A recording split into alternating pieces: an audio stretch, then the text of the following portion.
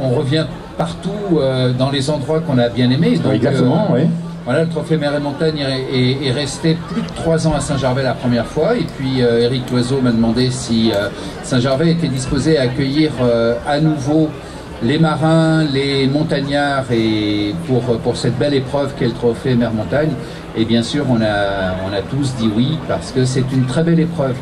Mais une très belle épreuve parce qu'en fait, elle associe les enfants. Exactement, beaucoup d'enfants, hein, on est en train de voir, ils sont en train de s'inscrire. Alors, pourquoi cette volonté d'avoir autant d'enfants? Je pense qu'Éric Loiseau a vraiment bien senti comment on pouvait faire vivre un tel trophée avec des marins, avec des montagnards. Eh bien, il faut vraiment que la population soit la plus intéressée possible et qu'elle participe.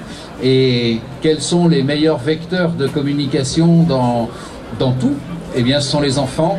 Et là, ils se font un point d'honneur d'abord à faire les sélections et puis maintenant à faire la compétition avec des sportifs de très très haut niveau. Et moi, je suis à chaque fois ravi de pouvoir les accueillir. On a quand même des grands noms de la montagne et les grands noms de la mer. Et justement, est-ce qu'on a une idée, Jean-Marc Peyex, de l'impact que ça peut représenter pour une station comme ça, d'accueillir comme ça ce trophée Mer-Montagne?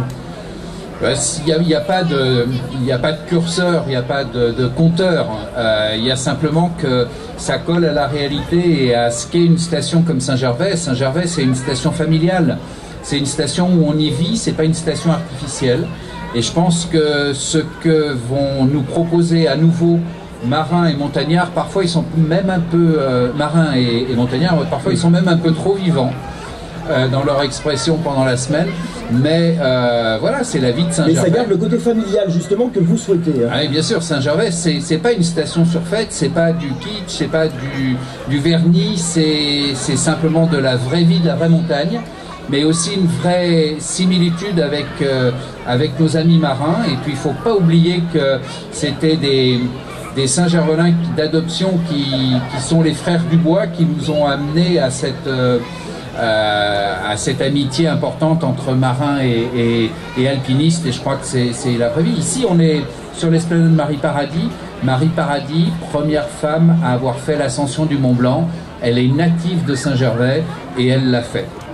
Voilà, ça c'est important en effet. Alors là, vous pouvez l'annoncer, le trophée Mer-Montagne va encore durer plusieurs années à Saint-Gervais. Il durera le temps qu'Éric voudra qu'il dure, parce que c'est une compétition qui a lieu au mois de janvier. On n'est pas sur un événement en pleine saison, on est au contraire sur un événement animation et un événement aussi qui fait découvrir la montagne à des gens qui ne connaissent pas forcément la montagne sous cet angle-là, avec des épreuves un peu différentes chaque année.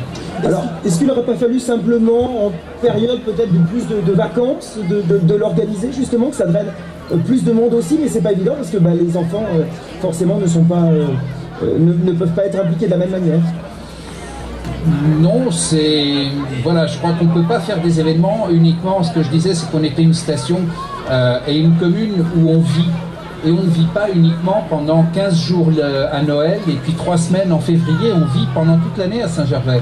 Et avoir des événements pendant toute l'année, c'est aussi respecter les gens qui y habitent, parce qu'ils ont droit à avoir de l'animation et des événements aussi quand ils sont dans des périodes qui sont un peu moins encombrées, un peu moins rapides que sont les vraies semaines de vacances scolaires.